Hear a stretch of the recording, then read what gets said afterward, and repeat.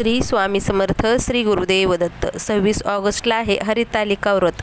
हरितालिका व्रत कथा काय आहे ते आज आपण पाहणार आहोत. हरितालिका का साजरी केली जाते, त्यामागं काय कथा, चला तर आपण मग ते पाहूया. एके दिवशी शंकर पार्वती कैलास पर्वतावर बसले होते. पार्वतीनं शंकराला विचारलं, महाराज, सर्व व्रतात चांगलं व्रत कोणतं?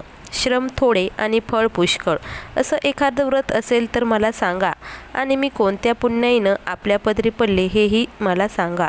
तेव्हा शंकर म्हणाले, जसा नक्षत्रात चंद्रश्रेष्ठ, ग्रहात सूर्यश्रेष्ठ, 4 वर्णात ब्राह्मण श्रेष्ठ, देवतात विष्णू श्रेष्ठ, नद्यात गंगा श्रेष्ठ, त्याप्रमाणे हरितालिका हे व्रत सर्वात श्रेष्ठ आहे.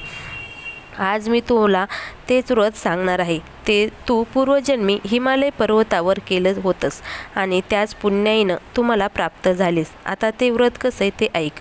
हे व्रत भाद्रपद महिन्यातल्या पहिल्या तृतीयेला करावं.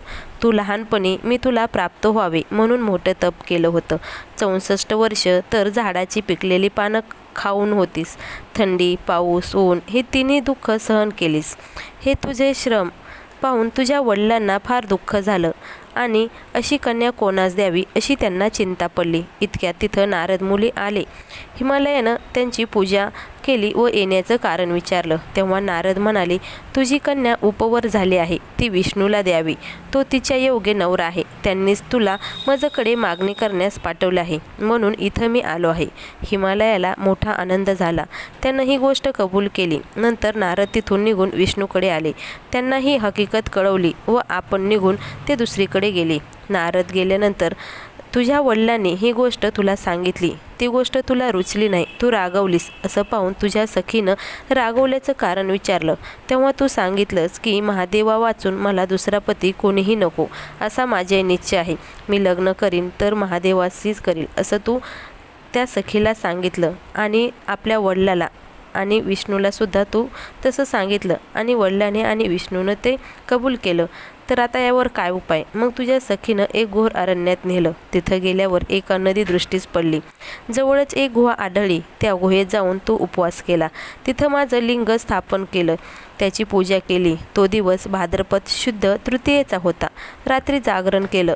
त्या पुण्याईनं इथलं माझं आसन हल्लं. नंतर मी तिथं आलो, तुला दर्शन दिलं आणि वर मागण्यास सांगितलं. तू म्हणालीस, तुम्ही माझे पती व्हावा, याशिवाय माझी दुसरी इच्छा नाही. नंतर ती गोष्ट मी मान्य केली व तिथंच गुप्त झाले. दुसऱ्या दिवशी ती व्रतपूजा तू विसर्जन केलंस. मैत्रिणीसह त्याचं पारायण केलंस. इतक्यात तुझे वडील तिथे आले. त्यांना तुला इकडं पळून येण्याचं कारण विचारलं. मग तू सर्व हकीकत त्यांना सांगितली. पुढं त्यांना तुला मला देण्याचं वचन दिलं. तुला घेऊन ते घरी गेली. मग काही दिवसांनी चांगला मुहूर्त पाहून त्यांनी माझ्याशी तुझं लग्न लावलं अशी या व्रताची सांगत आहे. या व्रतानं तुझी इच्छा पूर्ण झाली. यालाच हरितालिका व्रत असं म्हणतात. असा तो विधी आहे. आता जशी तुझी इच्छा पूर्ण झाली तसं सर्वांची इच्छा पूर्ण करण्यासाठी हे व्रत करावं. ज्या ठिकाणी हे व्रत करायचं असेल त्या ठिकाणी तोरण बांधावं. केळीचं खांब लावून ते स्थळ सुशोभित करावं. पुढं रांगोळी घालून पार्वतीसह महादेवाचं लिंग स्थापन करावे. सोडोपस्वारे त्याची पूजा करावी. मनोभावे त्यांची प्रार्थना करावी आणि नंतर ही कहाणी करावी व रात्री जागरण करावं. या व्रतानं प्राणी पापापासून मुक्त होते. 7 जन्माचं पातक नाहीसं होतं. राज्य मिळतं. स्त्रियाचं सौभाग्य वाढतं.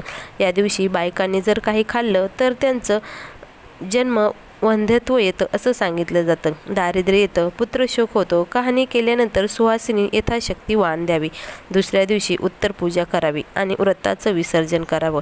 अशी ही 60 उत्तराची 5 उत्तरेची कहाणी सुफल संपूर्ण.